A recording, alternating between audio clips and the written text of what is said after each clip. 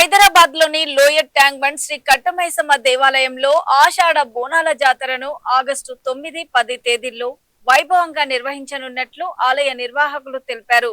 జాతర ఆహ్వాన పత్రికను ఆలయ ఫౌండర్, ఫ్యామిలీ సభ్యుడు గోల్కొండ గౌతమ్ కుమార్ పటేల్, కార్యనిర్వహణాధికారి పి మహేందర్ గౌడ్, ఆలయ ప్రధాన అర్చకులు సాత్విక్ శర్మ ఆవిష్కరించారు.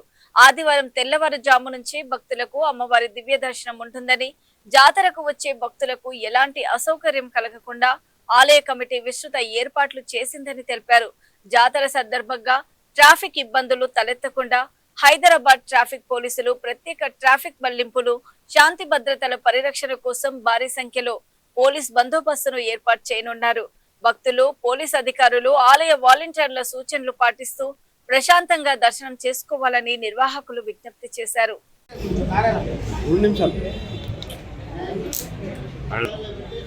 ఓకే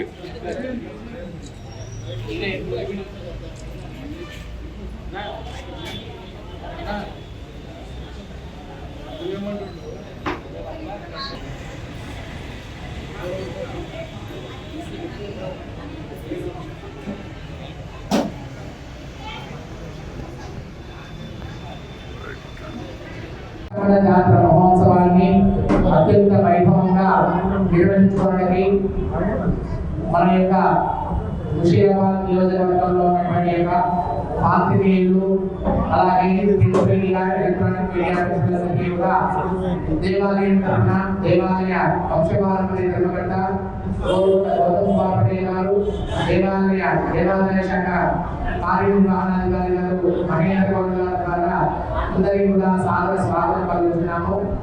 దేవాలయంలో జరిగేటువంటి యొక్క ఆషాఢ జాతర మహోత్సవాన్ని పురస్కరించుకొని దేవాలయానికి చేసేటువంటి యొక్క బోనం సమర్పణ చేసేయకుండా ప్రత్యేకమైనటువంటి యొక్క క్యూ లైన్ ద్వారా వారికి ఏర్పాటు చేయడం జరిగింది.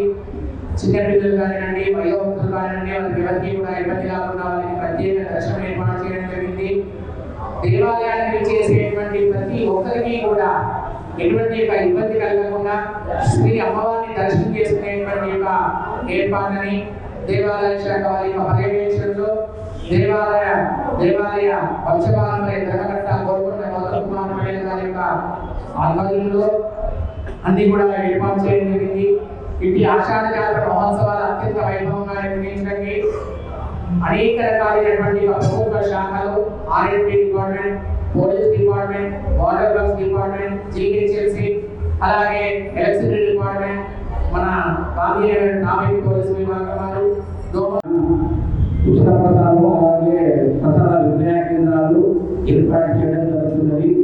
నేను ఇక్కడ చెప్పాల్సింది ఏంటంటే మొత్తం మా అయ్యగారు ఆలయ చరిత్ర, ఆలయ కార్యక్రమాలు, జాతర కార్యక్రమాలు తెలియజేస్తున్నాడు కాబట్టి నేను చెప్పేది ఏం లేదు. కాబట్టి మీ ద్వారా నేను కోరేది ఏంటంటే భక్తులను అనుభూతులు చేయడానికి మీ పాత్ర ఎంత బాగా అవసరం ఉంటుంది. కాబట్టి మా దేవాలయాన్ని కొద్దిగా మెయిన్ పేపర్లు వేసి భక్తులకు సమాచారం చేరవేస్తే బాగుంటుందని కోరుతున్నాను. అందరూ మా బ్రదర్స్ థ్యాంక్ యూ.